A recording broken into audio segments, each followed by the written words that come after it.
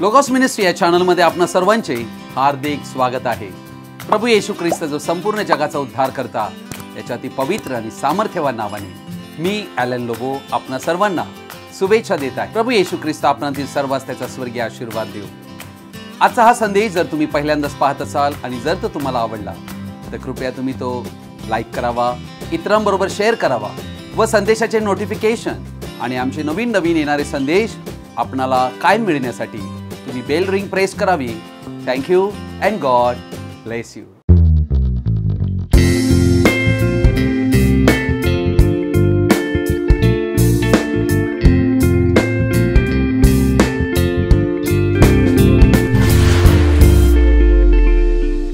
आज आपण एका महत्त्वाच्या विषयाकडे आपलं लक्ष लावणार आहोत आणि हा विषय आहे देवाशी आमचे व्यक्तिगत नाते, a personal relationship with God.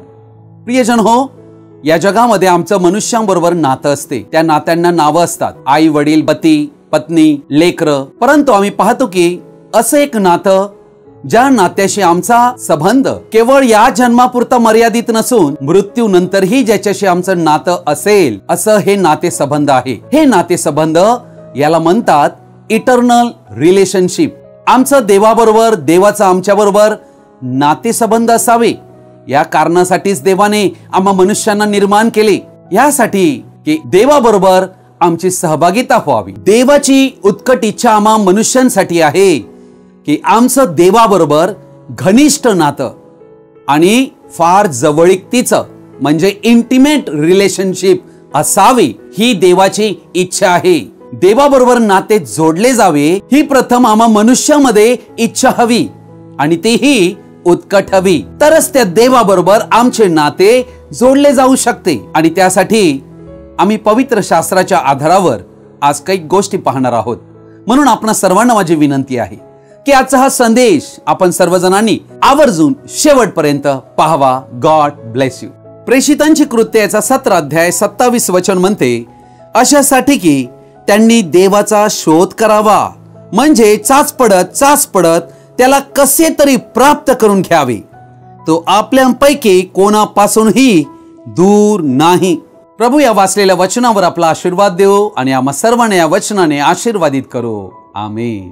देवाची अशी इच्छा आहे की आम्ही देवाचा शोध करावा, अर्थात त्याचा झटून शोध करावा, त्याला कसेही करून प्राप्त करून घ्यावे, ही देवाची उत्कट इच्छा आहे। अर्थात त्या देवाने आपल्या स्वतःला लपवून ठेवलेले नाही आमच्यापासून। तर वचन म्हणते तो आपल्यापैकी कोणापासूनही दूर नाही। जर तो दूर नाही तर आमचं काम आहे त्याच्या अधिक जवळ यावे, अधिक समीप यावे, त्याच्या उपस्थितीत यावे, त्याला वेळ आम्ही द्यावा। त्यासाठी प्रार्थनेद्वारे संवाद साधण्याची गरज आहे, ज्याद्वारे देवाशी आमची मैत्री बनते।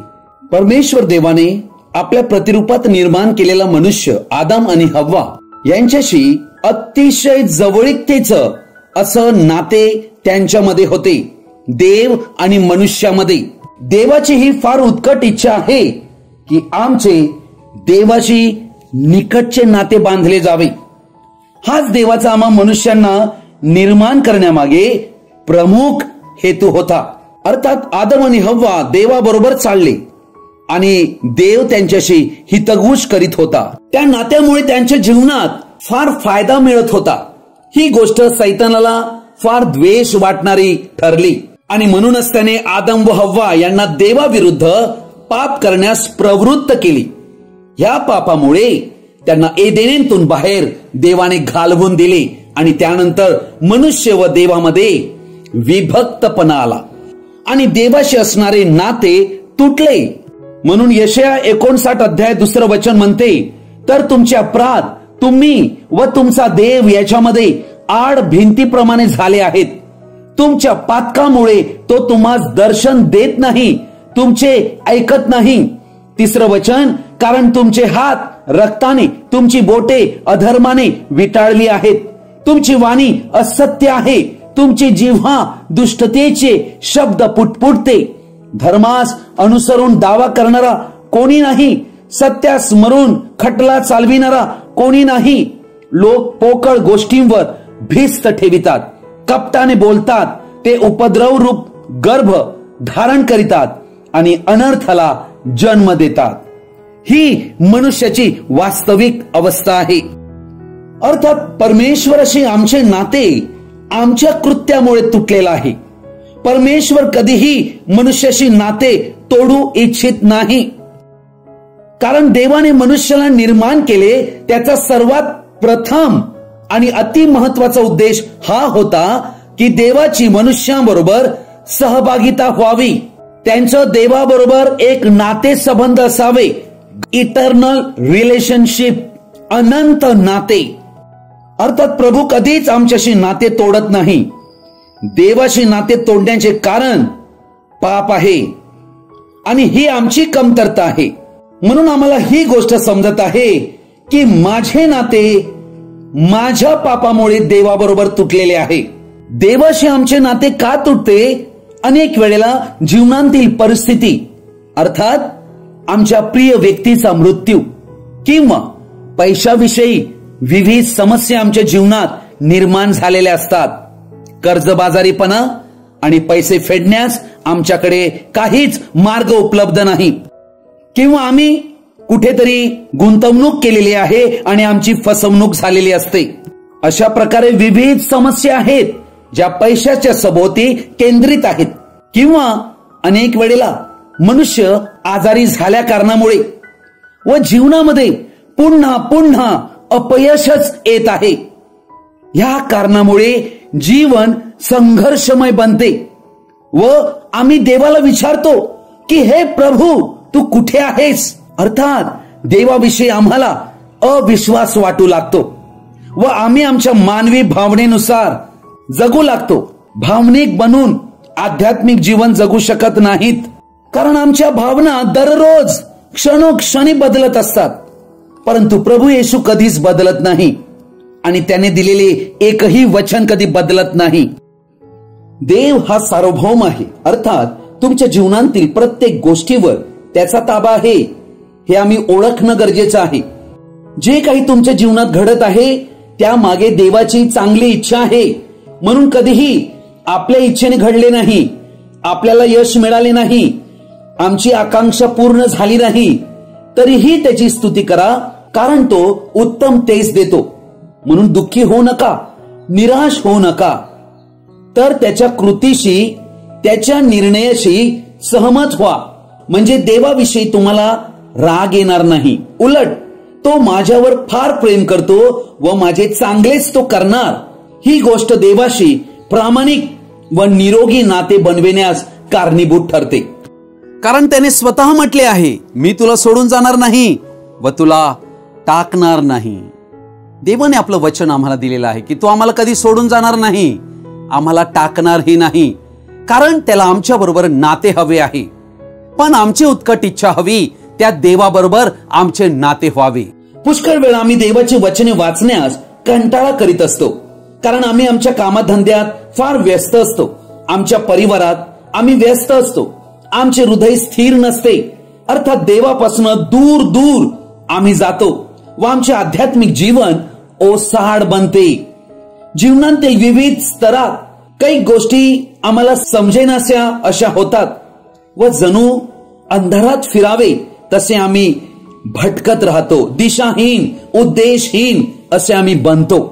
आम्ही काही लोक पाहत आहोत की आपल्या कामाधंद्यात, नोकरीत ते एवढे गुंतलेले आढळतात की त्यांना देवासाठी बिलकुल वेळ नाही. प्रियजन हो, हे तुम्ही समजून घ्या की देव आमच्या जीवनात ऑप्शन नाहीये, पर्याय नाहीये, तर आमच्या जीवनाची फार मोठी गरज आहे. म्हणून निराशेच्या समयी आम्हाला देवाच्या अधिक जवळ जाण्याची आवश्यकता आहे. तुम्ही आपले सर्व ओझे त्या देवावर टाकून द्यावे असे बायबल शिकविते. स्तोत्रसंहिता 55:22 म्हणते, तू आपला भार परमेश्वरावर टाक, म्हणजे तो तुझा पाठिंबा होईल. नीतिमनाला तो कधीही ढळू देणार नाही. आज अनेक लोक चिंताग्रस्त असल्या कारणाने ते प्रार्थनेला वेळ देत नाहीत, देवाला वेळ देत नाही, आणि या कारणामुळे देवाशी त्यांचा समेट होत नाही, नाते जुळत नाही, नातेसंबंधात जवळीकता येत नाही. म्हणून आज आम्ही अनेक ख्रिस्ती लोक पाहत आहोत. खूप काळापासून ते ख्रिस्तावर विश्वास करीत आहेत, परंतु त्यांचे देवाशी जवळीकतेचे नातेच नाहीये. अर्थात असे असू शकते की तुम्ही कोणत्या न कोणत्या पापात फसलेले असाल, तर ते पाप तुम्हाला सोडून देणे अतिशय गरजेचे आहे. प्रभूकडे फिरणे फार आवश्यक आहे. कारण प्रभूचं वचन म्हणते, जर आपण आपली पापे पदरी घेतली तर तो विश्वसनीय व न्यायी आहे, म्हणून आपल्या पापांची क्षमा करील व आपल्याला सर्व अनितीपासून शुद्ध करील. याकोबाचे पत्र याचा 4 अध्याय 7 आणि 8 वचन आम्ही वाचूया. म्हणून देवाच्या अधीन व्हा आणि सैतानाला अडवा, म्हणजे तो तुम्हापासून पळून जाईल. देवा जवळ या, म्हणजे तो तुम्हा जवळ येईल. अहो पापीजन हो, हात निर्मळ करा. अहो द्विबुद्धीच्या लोकांनो, आपली अंतकरणे शुद्ध करा. प्रियजन हो, या ठिकाणी आम्ही पाहत आहोत की देव तुम्हाला आणि आम्हाला या वचनाद्वारे दाखवित आहे की आम्हाला सैतानाला अडवायचं आहे, देवाच्या अधीन व्हायचं आहे. आणि ज्या वेळेला आम्ही देवाजवळ येतो तेव्हा देव आम्हा जवळ येतो. आमचं काम काय आहे? आमचे हात निर्मळ करणे, अर्थात पश्चाताप करणे आणि देवापुढे पश्चातापी हृदयाने येणे. तोच आमचे हृदय साफ करतो, आमचे कलंक मिटवितो. लूक शुभवर्तमान याच्या 18 अध्यायात 13 आणि 14 वचनात आम्ही हे पाहत आहोत की जकातदार तर दूर उभा राहून वर स्वर्गाकडे दृष्टी लावण्यास देखील न धसता आपला ऊर बडवीत म्हणाला, हे देवा, मस पाप्यावर दया कर. प्रियजन हो, अशा प्रकारेच आम्ही देवाकडे यायला हवे. 14वं वचन म्हणते, मी तुम्हाला सांगतो, तो त्या दुसऱ्यापेक्षा हा नीतिमान ठरून खाली आपल्या घरी गेला. प्रियजन हो, देव तुम्हा आम्हावर प्रेम करीतो. आमचे पाप दूर करण्याचे काम देवाकडे आहे. आम्ही त्याला खऱ्या हृदयाने शरण येणं गरजेचे आहे. आपले पाप स्वीकारा, देवापुढे खरी आणि प्रामाणिक कबुली द्या. नीतिसूत्रे 3 अध्याय 32 वचन म्हणते, कारण परमेश्वराला कुटिलाचा वीट आहे, पण सरळाबरोबर त्याचे रहस्य आहे.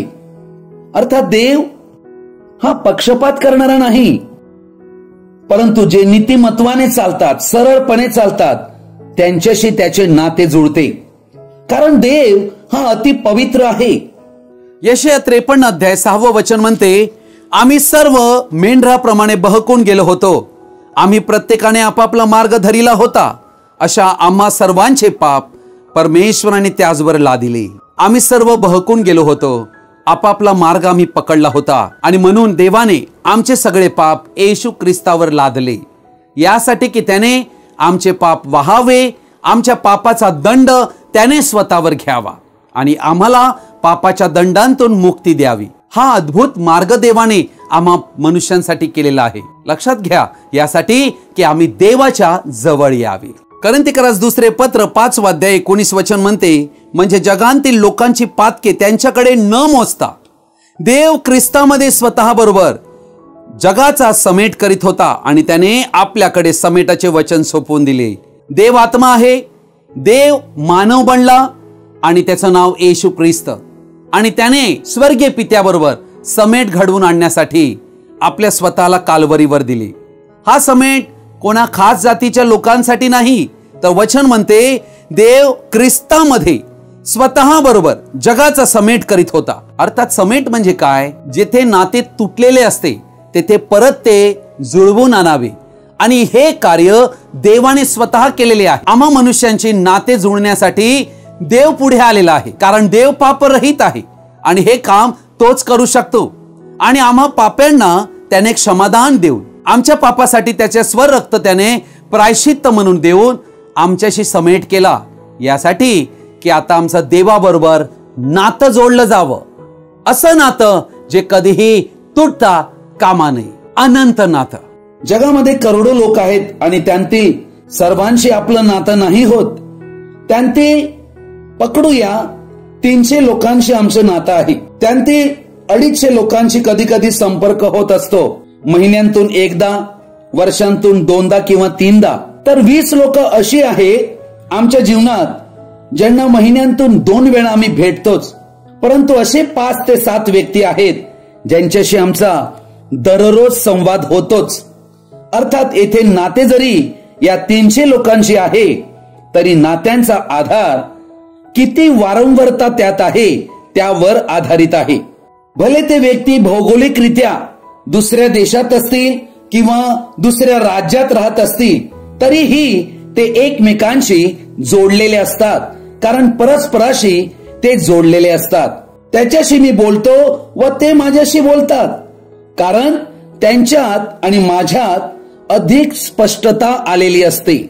अर्थात अशा व्यक्तींना मी भेटतो कारण ते माझ्यासाठी काहीतरी करीतात, मी त्यांच्यासाठी काहीतरी करीत असतो. अर्थात विचारामध्ये, शब्दामध्ये आणि कृतीमध्येही. जर या 3 गोष्टी घडत नाही तर आमचे नाते बनत नाही. अर्थात नाते निर्माण होण्यासाठी जेव्हा व्यक्तींबरोबर आम्ही जोडले जातो, त्यांच्याशी कनेक्ट होतो, तेव्हा त्या व्यक्तीला आम्ही पाहतो, तो कसा दिसतोय, तो कसा बोलतोय, त्याचा व्यवहार कसा आहे, तो कुठे राहतो, तो काय करतो याविषयी स्पष्टता मिळते. मग त्यांचे एकमेकाशी संवाद सुरू होतो, त्यांच्यात परस्पराबद्दल रस निर्माण होतो, त्याचे रूपांतर ओळख वाढते आणि मैत्रीमध्ये ते निर्माण होते. आमचे नाते मित्राशी घनिष्ठ होत जाते कारण आम्ही त्याला वारंवार भेटतो, खूप बोलतो, एकमेकांना आम्ही अनेक गोष्टी शेअर करतो, त्यांच्या गोष्टी आम्ही ऐकून घेतो, आमच्या गोष्टी आम्ही त्यांना सांगतो, असे करीत राहतो व त्यांतून नाते निर्माण होत असते. विश्वास वाढत जातो आणि नाते पक्के होते, कारण रोज त्यांचा परस्पराशी संवाद वाढतो, वारंवारता वाढते, नाते अधिकाधिक मजबूत बनत जाते. यामध्ये शुद्ध प्रेम व होकारात्मकपणा असतो. याला म्हणतात एकोपा, हार्मोनी. अर्थात जसे या जगात मनुष्याबरोबर आमचे नातेसंबंध असतात, याच आधारावर आमचे विश्व निर्माणकर्त्या देवाशी नाते असते. विश्व निर्माणकर्त्या जिवंत देवाची आठवण आम्हाला काय येत नाही? याचे कारण आम्ही पूर्णतः देवाला ओळखीत नाही. देव नक्की कोण आहे, तो काय करतो, तो कुठे राहतो व तो कसा आहे याची पूर्ण ओळख आम्हाला हवी. बायबल हे देवाचे शब्द आहेत व जसे आमचे शब्द आमची ओळख इतरांना देतात, अगदी तसेच बायबलच्या प्रत्येक वचनात देवाचे विचार, शब्द आणि कृती याचा संपूर्ण परिचय, अर्थात संपूर्ण देवाचं चरित्र त्यामध्ये आम्हाला दिसून येते. अर्थात बायबल वाचणे म्हणजे देवाचे ऐकणे होय. अर्थात देव जे बोलत आहे ते वचनांतून आमच्याशी बोलत असतो आणि ती गोष्ट आम्ही ऐकली पाहिजे. देवाशी व्यक्तिगत नाते हे नवीन जन्म आम्हाला प्राप्त झाल्यावर सुरू होते. आम्ही नाते सर्वांबरोबर ठेवीत नसतो. अर्थात ती व्यक्ती आम्हाला आवडू लागते तेव्हाच आम्ही त्या व्यक्तीबरोबर नाते ठेवतो. तसेच देवाशी नाते स्थापित होण्यासाठी आमच्या हृदयात देवाविषयी आवड, रस निर्माण होणे फार गरजेचे आहे. आमचे प्रत्येक विचार देवाला माहित आहेत, म्हणून देवाला आमच्या जीवनातील एखादा भागच देऊन चालत नाही, तर आम्ही देवाला आमच्या सर्वस्वामध्ये सामील करायला हवे. देवाचे प्रेम समजण्या पलीकडे आहे. त्याचे माझ्यावरील अपरंपार प्रेम जाणून मी सुद्धा त्याच्यावर प्रेम करायला हवे. ते देवाप्रती प्रेम हे नियमांचे पालन करून नाही तर हृदयांतून आपोआप येत असते. मत्ती कृष्णवर्तमान 22 अध्याय 36 वचन. तो त्याला म्हणाला, तू आपला देव परमेश्वर याच्यावर पूर्ण अंतःकरणाने, पूर्ण जीवाने व पूर्ण मनाने प्रीती कर. देवावर प्रीती करावी, ती पण कशी? पूर्ण अंतःकरणाने, पूर्ण जीवाने, पूर्ण मनाने. लक्षात घ्या, अर्थात मनुष्याला देवाच्या प्रेमाचे प्रकटीकरण जेव्हा प्राप्त होते तेव्हाच मनुष्याच्या ठायी देवाविषयी प्रेम उत्पन्न होते. जेव्हा आम्ही बायबल वाचत असतो तेव्हा आम्हाला कळते कोणती गोष्ट मला देवाच्या जवळ नेते, कोणती गोष्ट मला देवापासून दूर घेऊन जाते, खेचत असते. या गोष्टीची समज या बायबलचं वाचन केल्यावर कळते. अर्थात आम्ही ज्या वेळेला वाचत जातो आणि त्या वचनावर मनन चिंतन करीतो, प्रार्थना करीतो, देवाकडे मार्गदर्शन मागतो, त्यावेळेला देव आम्हाला दिशा दाखवितो. देवाशी जवळीकता म्हणजे सखोल नाते. हे असे नाही की वाटते तेव्हा मी आलो आणि वाटते तेव्हा मी चाललो, नाही, किंवा मी समस्येत अडकलोय म्हणून आज मी प्रार्थना करायला लागलोय किंवा बायबल वाचायला लागलो आहे असे नाही.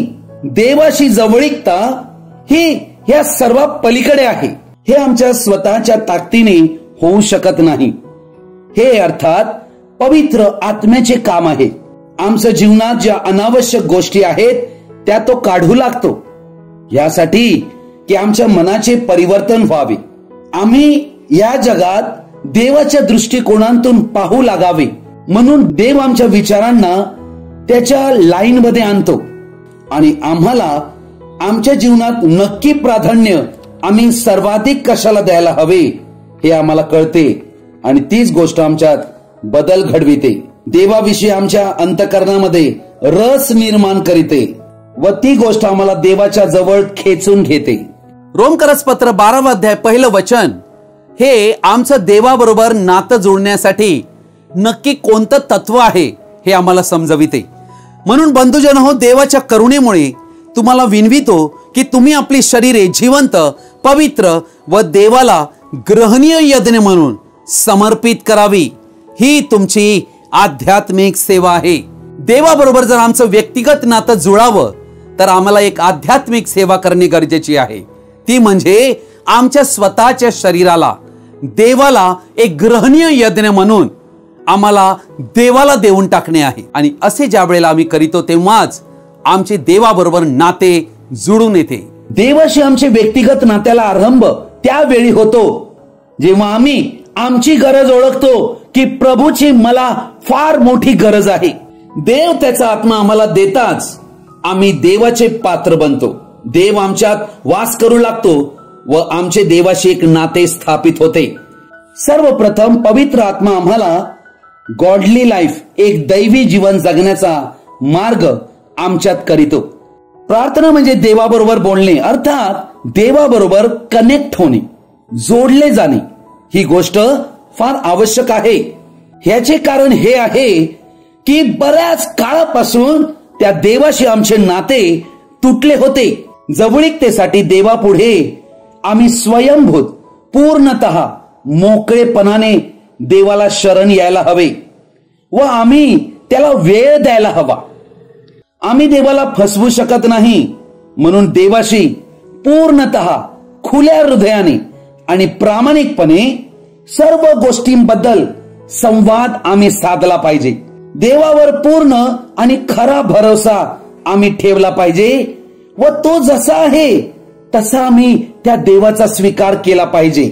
आम्ही देवाला हे म्हणायला हवं, हे देवा, तू माझ्यामध्ये कार्य कर की माझे तुझ्याशी जवळीकतेचे व फार प्रेमाचे नाते बांधले जाईल. आध्यात्मिक जीवनाची हानी ही मोबाईल फोनने केलेली आहे असे आम्हाला आढळत आहे. फार अधिक वेळ त्या फोन मागे घालविला जात आहे व त्यामध्ये गुंतून राहिले जात आहेत. अर्थात ज्या गोष्टी देवापासून आम्हाला दूर नेत आहेत त्या आम्ही आमच्या जीवनातून काढून टाकल्या पाहिजेत. ही आमची व्यक्तिगत जबाबदारी आहे. देव आमच्याकडून ऐकू इच्छितो आणि तो नेहमी आमचे ऐकण्यास उपलब्ध असतो. तो तुमच्या आजच्या दिवसाबद्दल तुमच्याकडून ऐकू इच्छितो. तुम्ही कशाबद्दल त्याच्याशी कृतज्ञ आहात हे तो ऐकू इच्छितो. तुम्हाला कशी मदत त्याला करता येईल हे तो आमच्याकडून ऐकू इच्छितो. बघा, आणि ही गोष्ट आम्ही प्रार्थनेद्वारे संवाद साधून त्याला कळविणे गरजेचे आहे. प्रार्थना किती अद्भुत आणि आश्चर्यकारक मार्ग आहे. कुठेही कोणत्याही परिस्थितीत आम्ही त्या देवाबरोबर बोलू शकतो. नेहमी हे लक्षात ठेवा की देव स्वतः आमच्याशी नाते बांधण्यासाठी पुढाकार घेत असतो. ज्यांचे देवाशी व्यक्तिगत नाते जडलेले आहे ते देवाचा समावेश आपल्या रोजच्या जीवनातील प्रत्येक गोष्टीमध्ये करीतात. तेव्हा देव आमच्या नात्यांतील सर्कलमध्ये येतो.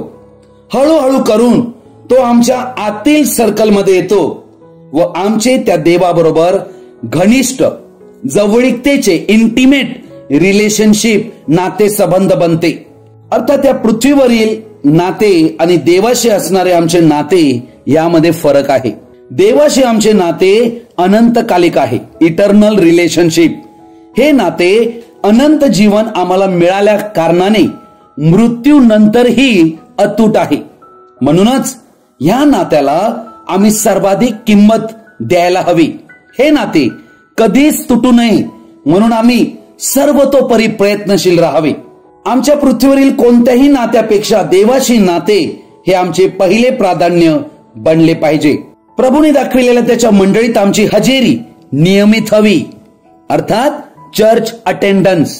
कोणी असे म्हणू शकतो की माझे देवाशी नाते आहे, मला चर्चला जाण्याची गरज नाही. हे पूर्णतः चुकीचे आहे. जो व्यक्ती चर्चमध्ये जात नाही तो ख्रिस्ताच्या शरीराचा भाग बनूच शकत नाही. अर्थात देवाशी व्यक्तिगत नाते जोडण्यासाठी देवाच्या मंडळीचे आम्ही असायला हवेत. ही गोष्ट आम्ही समजून घेणे अतिशय आवश्यक आहे. देवाशी आमचे व्यक्तिगत नाते असल्या कारणाने आम्हाला अनेक फायदे त्यांतून उपलब्ध होतात आणि त्या गोष्टी आम्हाला समजणं फार गरजेचे आहेत. आमचे काय काय फायदे त्यामध्ये आहेत. पहिली गोष्ट म्हणजे तो देव ज्याच्याशी आमचं नातं जडते त्यावेळेला तो देव आम्हाला म्हणतो, मी तुम्हाला कधीच सोडून जाणार नाही, मी तुम्हाला कधीच टाकणारही नाही. ही आहे देवाची कृपा, हे आहे देवाचं प्रेम जे आम्हाला लाभते. आज आमच्या बरोबर या पृथ्वीवर अनेक नाते आहेत, परंतु ती नाते समयानुसार परिस्थितीनुरूप बदलत असतात.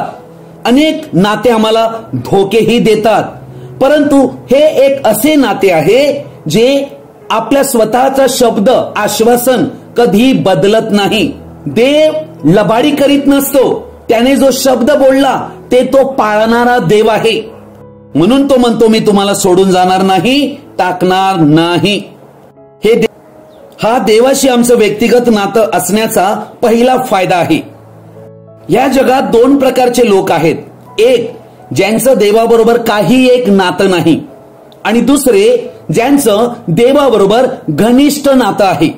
लक्षात घ्या, अर्थात जीवनाच्या या समस्येतून, परीक्षेतून, कठीण समयांतून, संकटाला तोंड देत प्रत्येक मनुष्य जात असतो.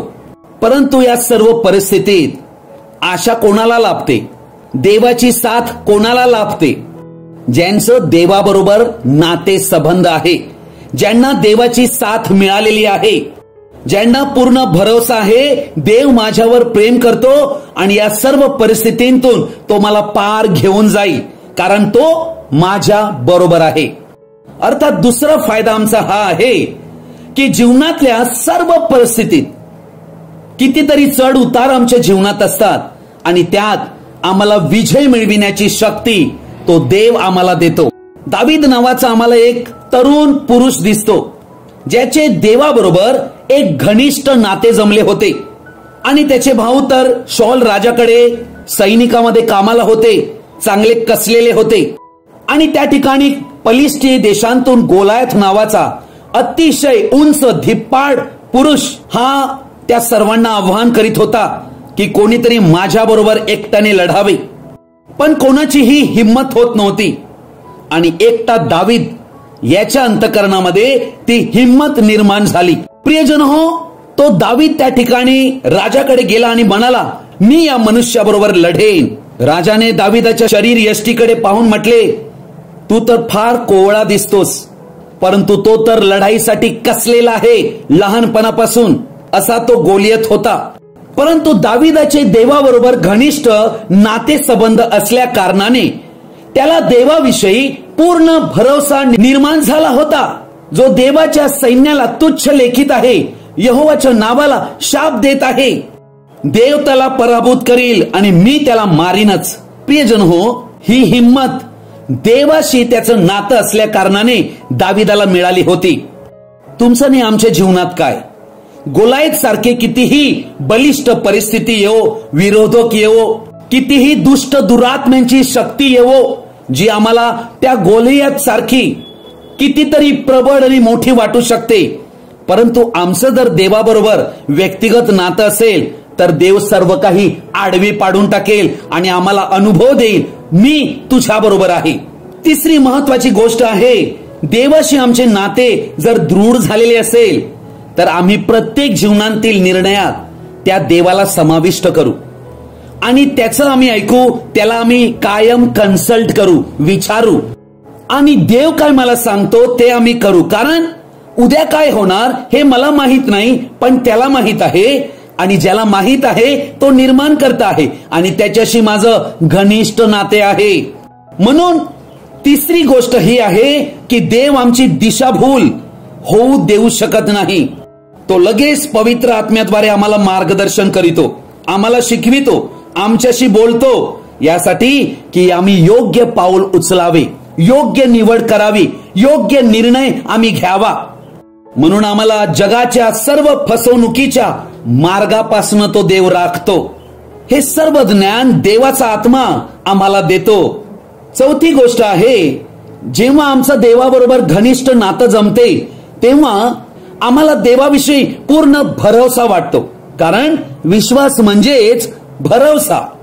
अर्थात या बायबलमध्ये अनेक उदाहरणं आहेत, पण त्यातील एक उदाहरण मी देऊ इच्छितो. दानिएलचं पुस्तक याच्या 3 अध्यायात आम्ही पाहत आहोत की नबुकदनेसर राजाने सुवर्णाची एक मोठी उंच अशी मूर्ती उभी केली आणि त्याने सांगितले की सर्वांनी मी स्थापन केलेल्या मूर्तीला नमन करावे. परंतु गोष्ट काय घडली? दानिएलचं पुस्तक 3 अध्याय 16 ते 19 वचन.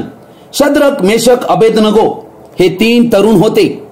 यांनी राजास उत्तर दिले की महाराज, या बाबतीत आपणाला उत्तर देण्याचे आम्हास प्रयोजन दिसत नाही. ज्या देवाची आम्ही उपासना करीतो तो आम्हास धगधगीत अग्नीच्या भट्टीतून सोडवावयाला समर्थ आहे. महाराज, तो आम्हाला आपल्या हातून सोडवेल.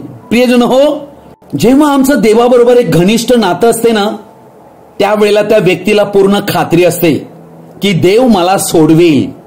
परिस्थिती काही असो, कोणी मला विरोध करो, कोणी मला सपोर्ट करो की नसो, पण ज्याची मी उपासना करतो, ज्याच्याशी माझं नातं आहे, तो सर्व शक्तिमान आहे, तो सर्व समर्थ आहे, तो मला यांतून सोडवी. बघा, शद्रक, मेशक आणि अबेदनगो या 3 तरुणांना देवाविषयी पूर्ण भरोसा निर्माण झाला. ही देवाची आज्ञा पाळण्यासाठी त्यांनी त्या मूर्तीला नमन करण्यास नकार दिला. आणि मग काय झाले? 24 वचन म्हणते, नंतर नबुकदनेसर राजा चकित होऊन पटकन उठला आणि त्याने आज्ञा केली की या पुरुषांना तप्त अग्नीच्या भट्टीत टाका.